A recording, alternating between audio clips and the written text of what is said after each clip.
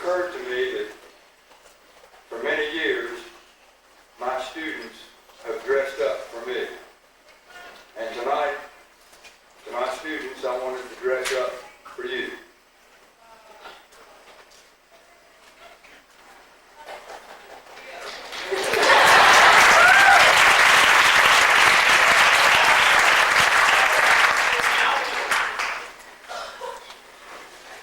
I'm 60 years old. I never thought I'd be able to say that. You know, when a 15-year-old kid walks out of Walmart and drops dead, no one can believe it because he's so young. When a 60-year-old man walks out of Walmart and drops dead, someone asks, how old was he? 60. Oh. And then they go right on like they were before, because when a man is 60, he's supposed to drop dead when he comes out of Walmart. Just for the record, if that happens to me, please let it be known that it was, in fact, my trip into Walmart that killed me. My mother always told me that if I didn't continue with my piano lessons that I'd regret it. I knew better. In 1949, my Aunt Hazel gave me her 1913 edition Holton trumpet. It smelled kind of funny, but I figured out that trumpets just smell that way. Later, I discovered that if I made a buzzing sound with my lips and aimed it into the trumpet mouthpiece, it would make a noise. Perhaps it sounded like a trumpet was supposed to sound. I didn't know. What I did know was that unlike piano players, trumpet players don't have to read the bass clef. And they only have to read one note at a time. When you play the piano, you have to read 100 notes all at once. One of the reasons I don't go to church enough is that they always make you stand up and sing. I have a really hard time reading the notes and the words at the same time. And when I was a kid, I used to make up harmony. I thought it sounded good, but my mother would get mad at me. My dad would usually say, son, you don't have an ear for music. I remember that my trumpet had two mouthpieces. I used one as a pistol so that I could play cowboys and Indians, which is a lot more fun than practicing the piano. Studying was out of the question.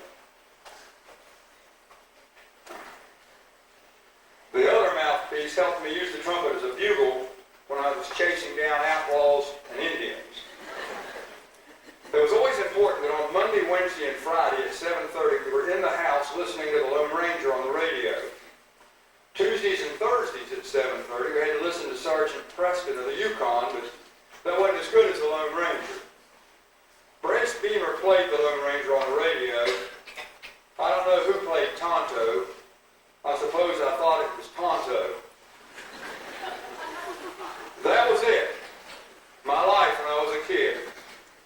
I didn't think about girls or cars because there were no girls or cars.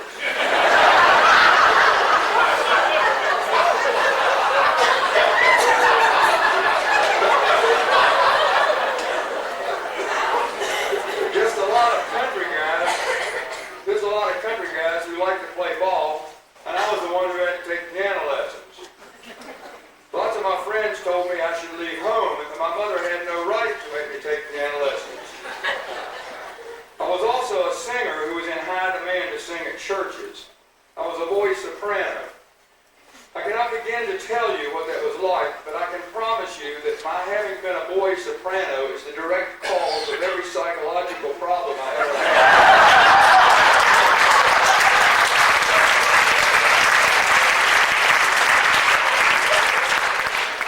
When I finally got to high school, I had a band director that I liked a lot. His name was Alan Farley. I hated to part with him. He was an inspiration to me. He started a neat show for our band to do each spring. The first one was when I was a sophomore, and it was called Opus 56.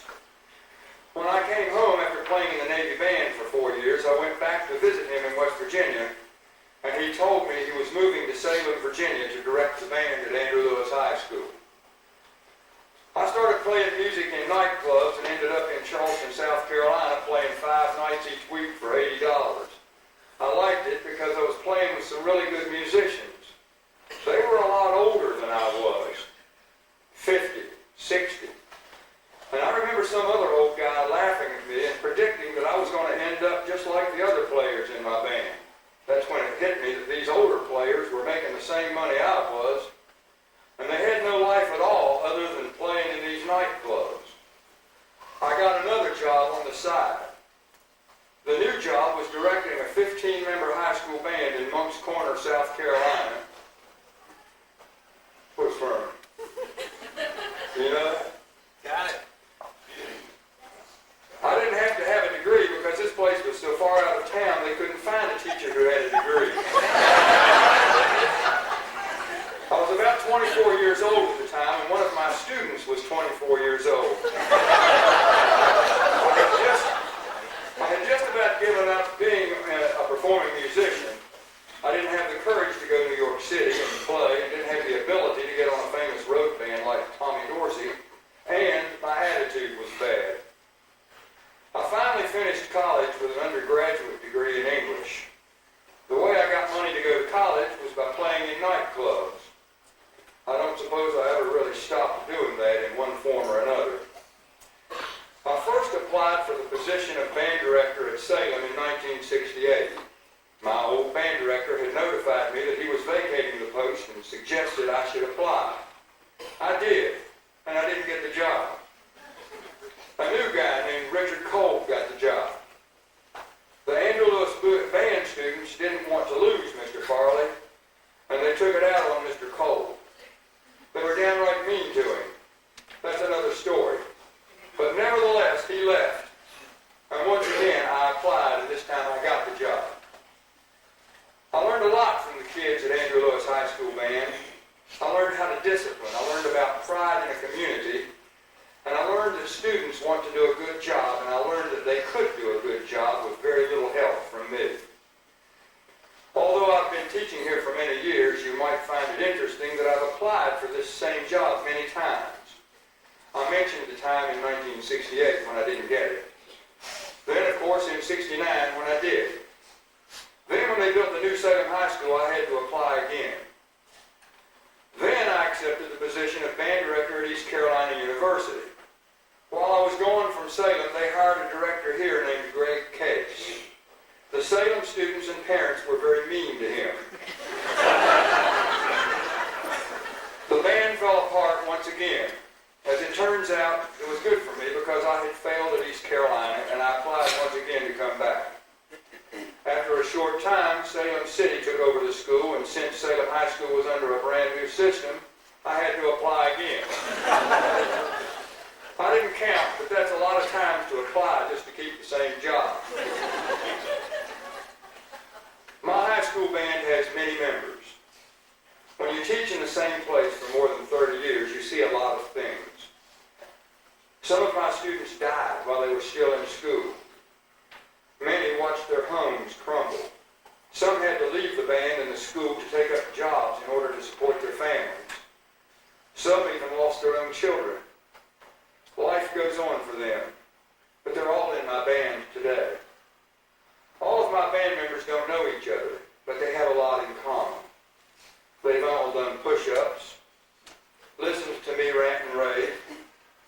They've heard the story of the frozen music and the baboon, and many have gotten into the tree so that they can see what's in the box. Little Teddy Lee is nearly 50 years old now. He isn't little anymore, but he's still in my band.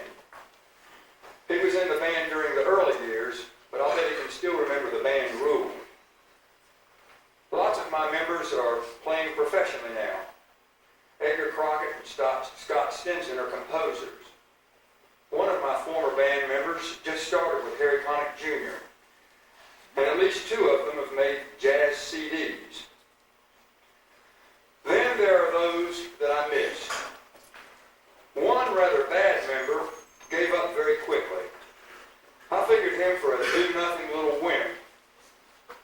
Today, Steven Spielberg drops by his office and they chat about matters of film production. Another kid was just as worthless. He dropped out after his second year. I was pretty sure he would live off welfare for the rest of his life. As it turns out, his name is listed on the credits of the movie Jurassic Park because he helped make the animals with computer graphics. I want to talk to you now about Albert Einstein, or about his ideas. One idea in particular. The way a scientific law comes about is this. First, the idea is a hypothesis. And then, after more data backs it up, it becomes a theory. When it is finally proven to be absolute, it becomes a law. All of Einstein's hypotheses became laws except for one. The notion that time travel can be. And it's not the idea was disproven. It just never was proven.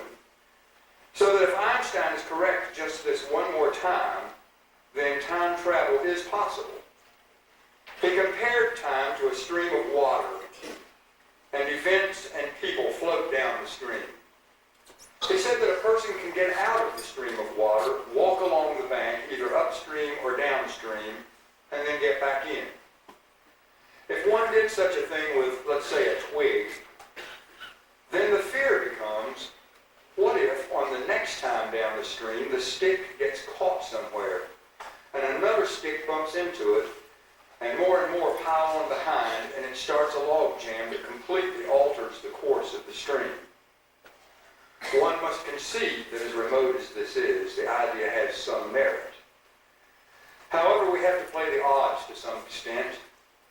The chances are that the little stick that you put back in the stream will float quite unnoticed down the stream and make no difference at all. Time goes on. Band members, I want to thank you for a very good year. You overcame many obstacles as some of your friends let you down. When they did, you got better. You lost your band camp, but you found a better one. During a thunderstorm, you left the field and came back to do the show right out of the bus, and you amazed me by doing a really good show for the Salem people that night. You played a good show at the JMU Festival, and then you let yourselves down at Virginia Beach. But then at Cary, you came back, and you did a better show. It seems that in life we lose many things that we love because we have no choice. But we look these disappointments in the eye and decide to give up or get better. I am reminded of an old Chinese proverb, that which doesn't kill me will make me strong. In closing, let me tell you a story about your life in the future. Marching in the band takes a lot of coordination. The little centipede is very coordinated. This tiny animal, whose brain can't be very large, moves with beautiful grace and coordination. Very graceful, he lifts his 14th leg, followed very smoothly by his 83rd leg. In a highly complex maneuver, and he continues to make all 100 legs move in perfectly flowing beauty. The frog has only 4 legs, and only 2 of them really work. So as he watched the centipede in envy move, as he was quite impressed because he has only 2 legs to coordinate, and certainly his moves are anything but smooth and graceful. After observing the centipede in amazement for many hours, he asked the centipede how it can be that he can control all of the 100 legs